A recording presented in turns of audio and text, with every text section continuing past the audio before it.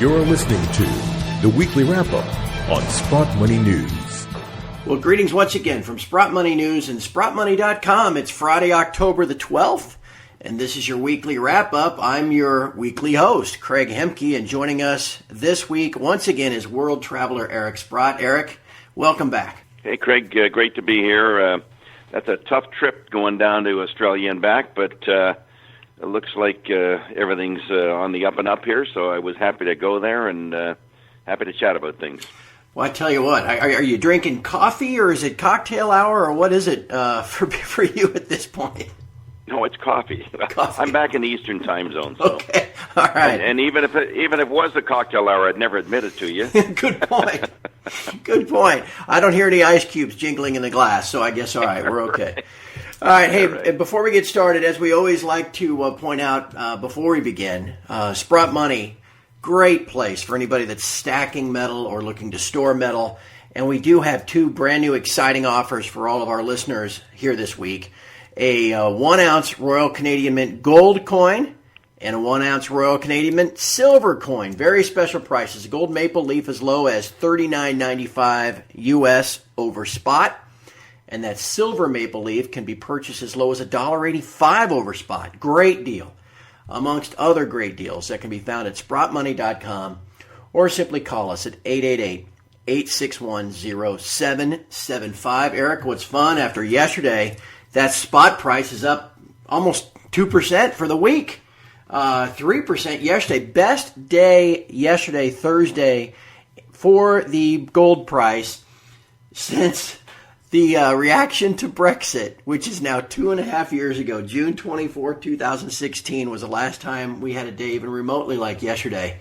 How you feeling this week? Well, obviously yesterday was a great day, and the fact that, well, the things that really please me, you know, I've never been much of a believer in the stock market here, that I think it's kind of up on air, so to breathe a little reality in the stock market is always somewhat appealing to my sort of logical process of what should happen here, and of course the fact that gold rallied while all other assets were getting crushed, and I would include that, as you know, we talked many times about the bond market that's been crushed this year. Now the stock market's getting crushed. I found it very interesting that Bitcoin was down apparently 5%. Gold was up almost 3% in the futures.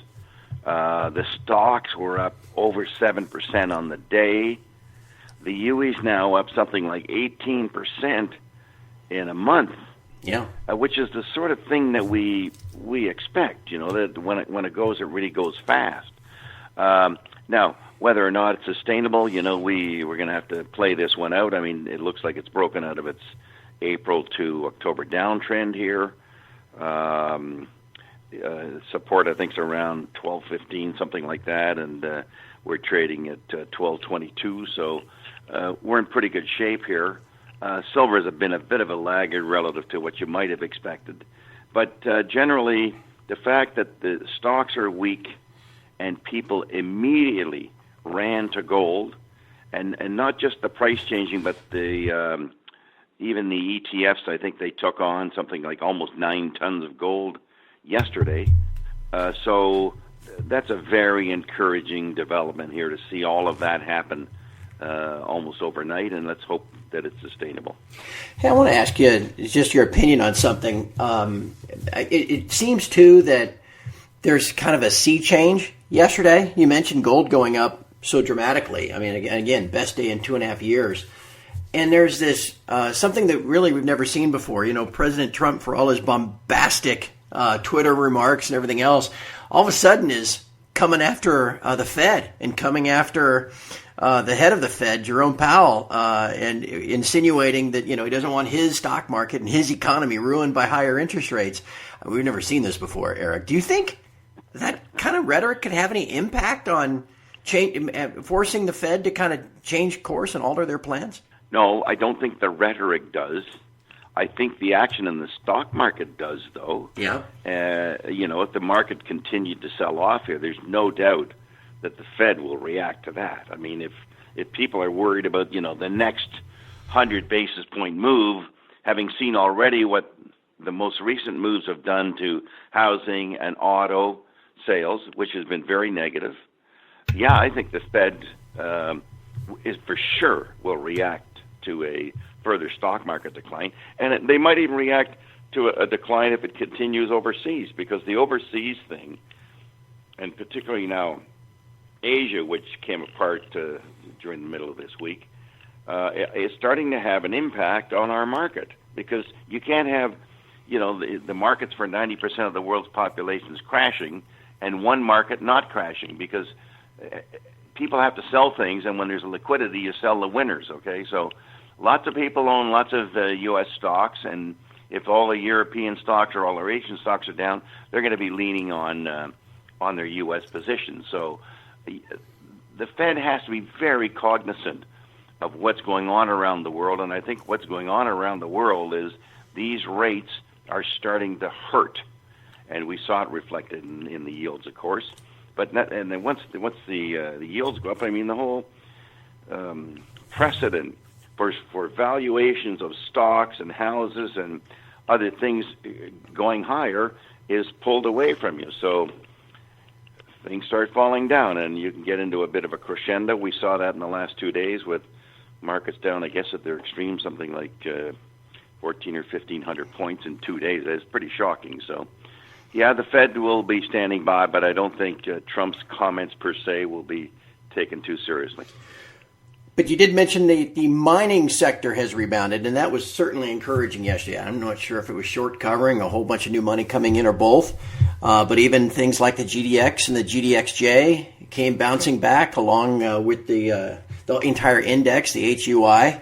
Is that typically how things turn, with a big jump up like that, a big rally in a month?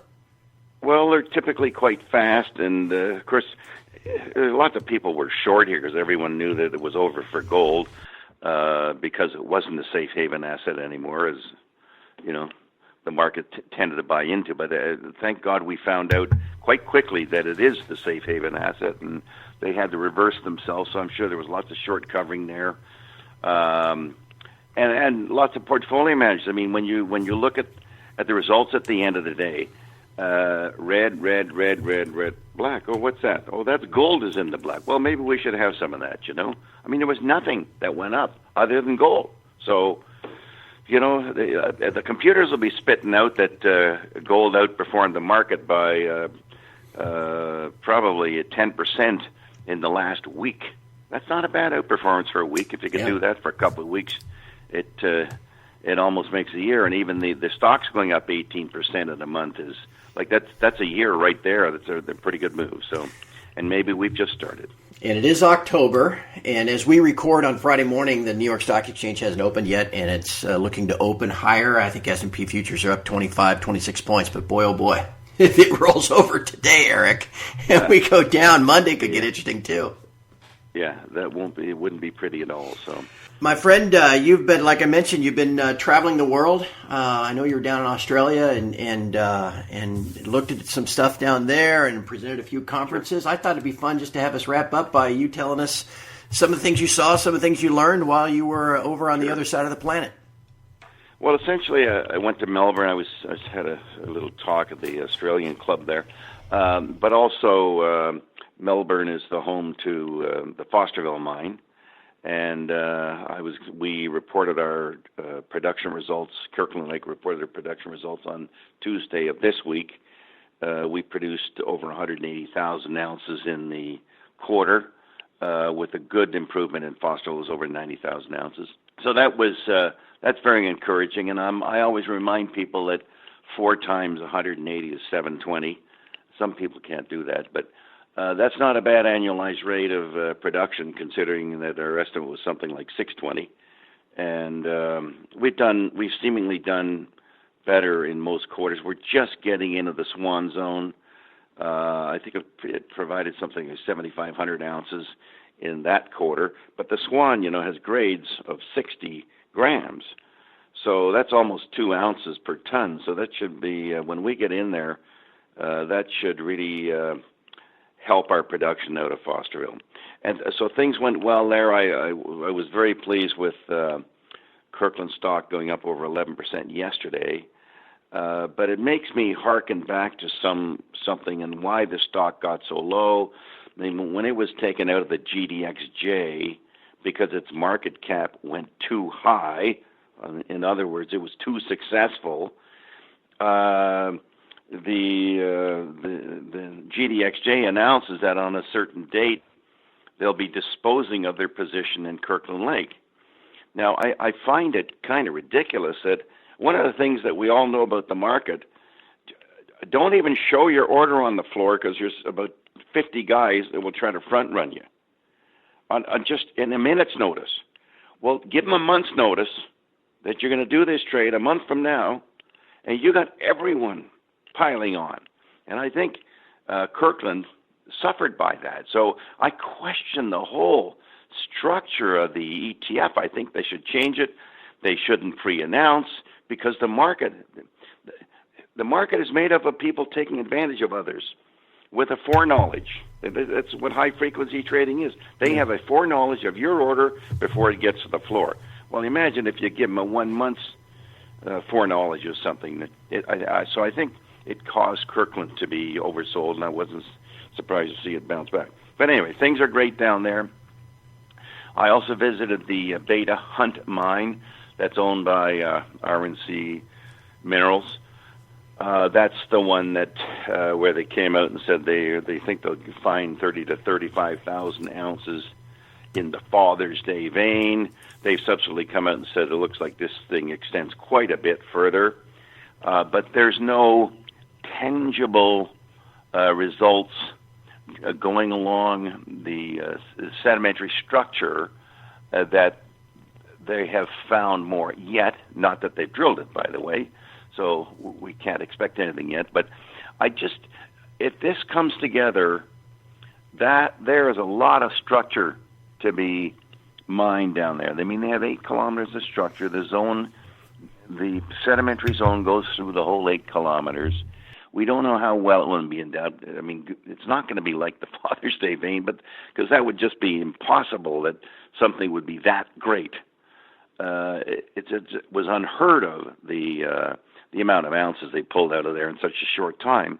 So we'll have to stand by and see if they can do a little drilling and then prove that this thing will have multi-ounce potential along the strike of that periodic zone. But I think there's reasons to be optimistic on that front. I also visited the Novo properties in Karratha, both the conglomerate properties and the marine sediment properties. As Quentin Hanning has suggested, he's kind of leaning towards the mining of the marine terrace rather than the conglomerates, because the conglomerates, of course, you have to go underground for the most part to extract them, and we have not been able to provide the market with the kind of results where we can say with any degree of certainty how commercial it would be. I think the marine sediment is going to be a lot easier. It's just something you just peel right off the top of the surface. And now that we've made a couple of acquisitions in that area to further out our land holdings, I think that's going to be the area of most influence here, and keeping our fingers crossed that we can quickly determine the commercial feasibility of the marine terrace sediment. So we'll stand by on that one. And so I think that about covers it. I'd hoped to visit a property in Japan, but we got typhooned out and couldn't make it. But everything else seems to be coming together pretty well here, particularly with the gold price and the rebound, the interest in the gold stock generally. So fingers crossed. Let's hope we can keep the trend going. Sounds like a fun trip. And back to that ETF thing too, Eric. Talk about it's almost irresponsible of VanEck to announce, because how it hurts the shareholders of their own ETF. Well, that's the funny part. You know, the construct is wrong, or it needs to be revised. That's what I think. I mean, if I could give them some advice, please revise your methodology. It just is not working anymore. And if if a stock goes down 10% every time you take it out and goes up 10% every time you put it in, man, I don't even want to think about how that affects your results. Yeah, so, exactly. Anyways, worth thinking about. I hear you. Well, all right. Well, it's nice to have you back, and sounds like that was quite the trip. Again, I want to remind everybody before you go, check out SprottMoney.com, and you can call us at 888-861-0775. Those are great deals here over the weekend. Again, gold maple leaf, 1 ounce coin, just $39.95 over spot, and that silver maple leaf as low as $1.85 over spot. That's a tremendous deal. And so please check us out. Again, SprottMoney.com. Eric, thank you for your time. Thank you for all you do for the entire sector. And let's keep our fingers crossed we can have another good week next week when we get back together next Friday. That'd be fantastic. Great to be back, and all the best to you on the weekend. And from all of us here at Sprott Money News and SprottMoney.com, thank you for listening, and have a great weekend.